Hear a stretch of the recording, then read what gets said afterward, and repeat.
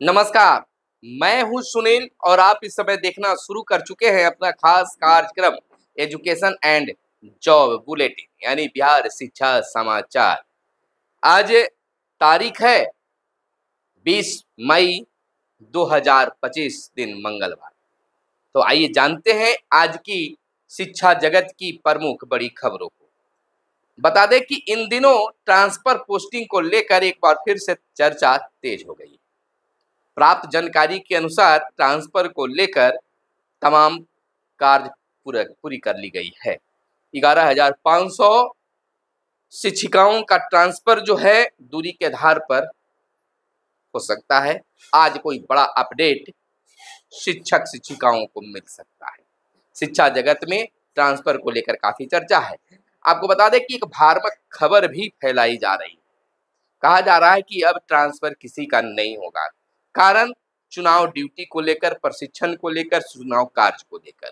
अगर ऐसी बात रहती तो प्रशासनिक विभागों में जो है या फिर पदाधिकारियों का ट्रांसफर कैसे हो रहा है। तो यह सब केवल भ्रामक है। ट्रांसफर होना है तो होना तय है और निश्चित तौर पर काम अंतिम चरण में है।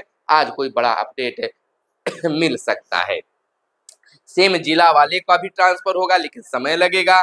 पटना जिले वाले का भी ट्रांसफर होगा लेकिन समय लगेगा। लेकिन फिलहाल 11,500 बीपीएससी से बहाल टीआरई 1 और टीआरई 2 शिक्षिकाओं का जिनका दूरी के आधार पर ट्रांसफर की मांग की है, उनका कोई खास अपडेट आज आ सकता है या फिर अगले दिन आ सकता है।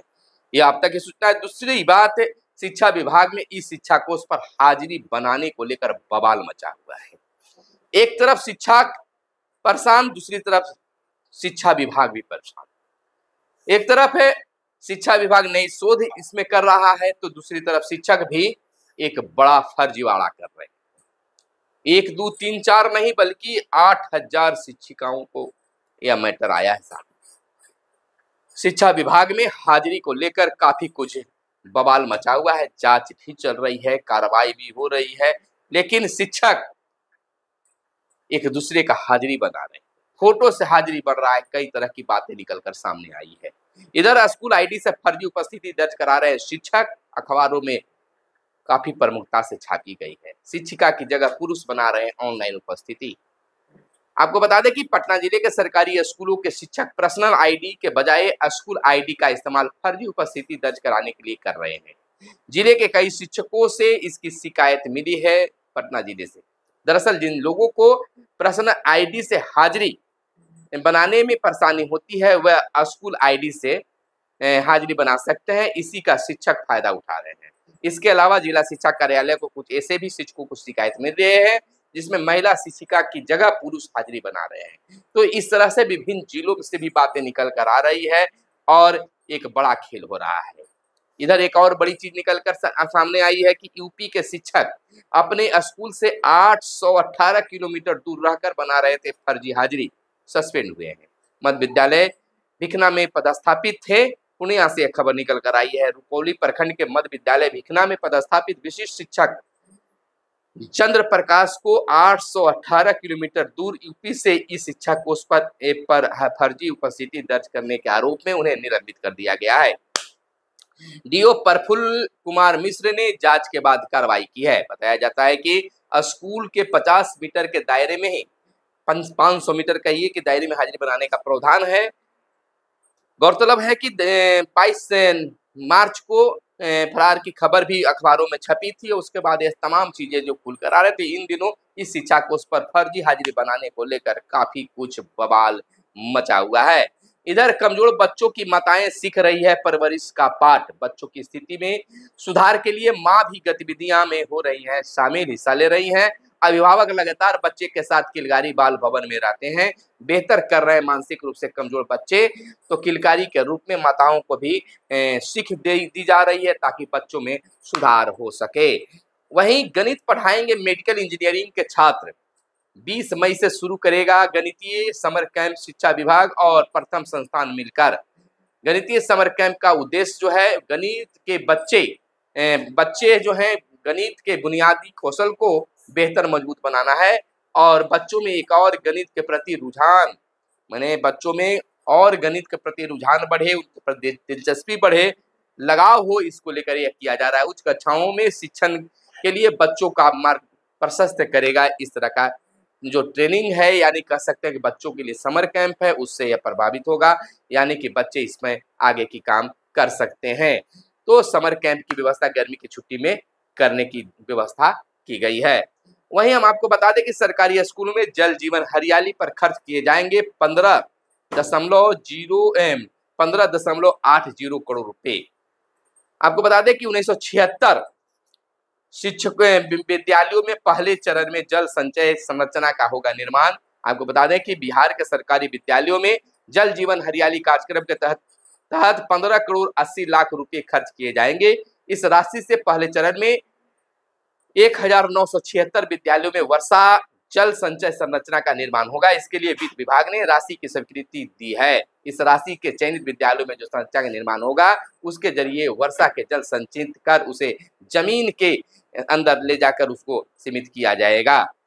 आगे की खबर हम आपको बता दें कि सरकारी विद्यालयों में बनेगी भाषा की भी प्रयोगशाला। छात्र छात्राओं में सृजन लेखन कौशल को किया जाएगा विकसित। विद्यार्थी लिखेंगे कविता, नाटक, बनाएंगे चित्र और लेंगे साक्षात्कार। एक काफी बेहतर प्रयास भाषा में भी करने की सरकार और विभाग की मंशा है। देखना यह होता है कि कितना यह कारगर होता है।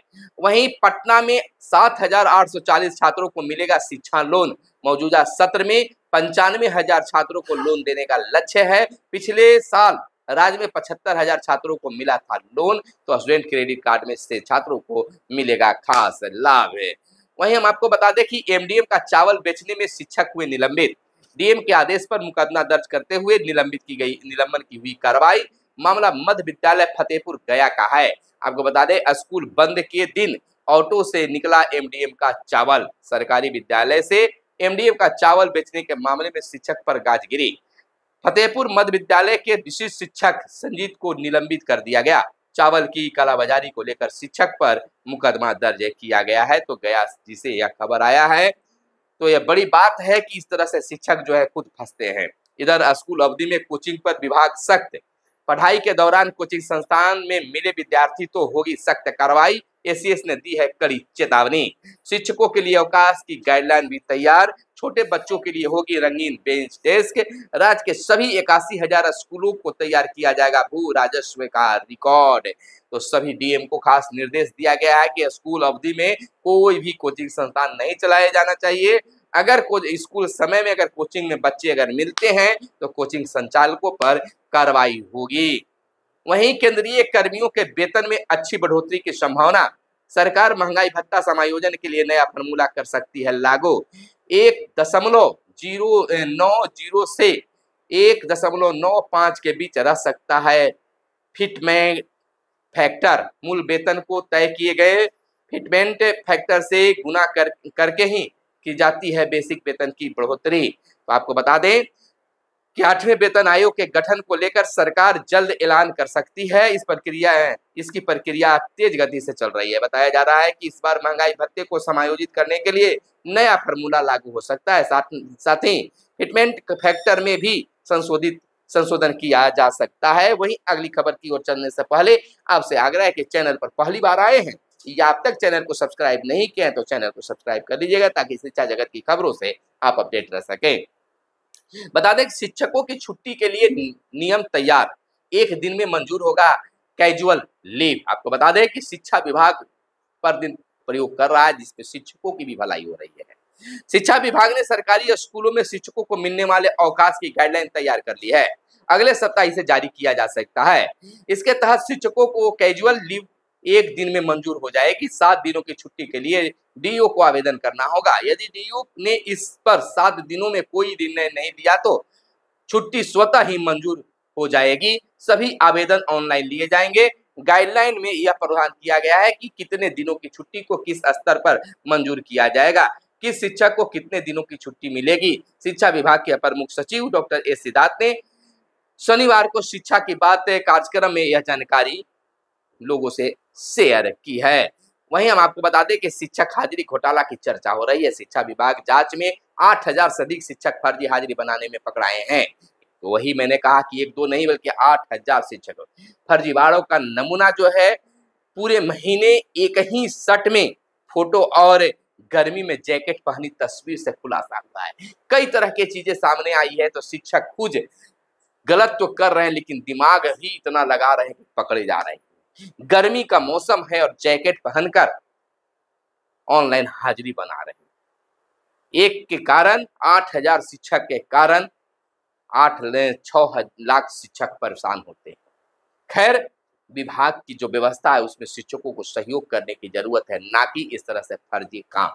तो आज देखिए अखबारों के मुख्य पे खबर बन जाती है कि शिक्षक इस तरह से घोटाला कर रहे हैं। एक अखबार ने तो बड़े ही ढंग से निकाल दिया कि शिक्षक हाजिरी घोटाला कितना बड़ा और कितनी बड़ी बातें हो गई है। तो अब विभाग को पूरी नजर है इस शिक्षा कोष पर बनाए जाने वाले हाजिरी पर। किस किस पर गाज गिरता है तो आने वाला दिन में पता चलेगा। लेकिन स्कूलों में होगी सहकारिता की भी पढ़ाई।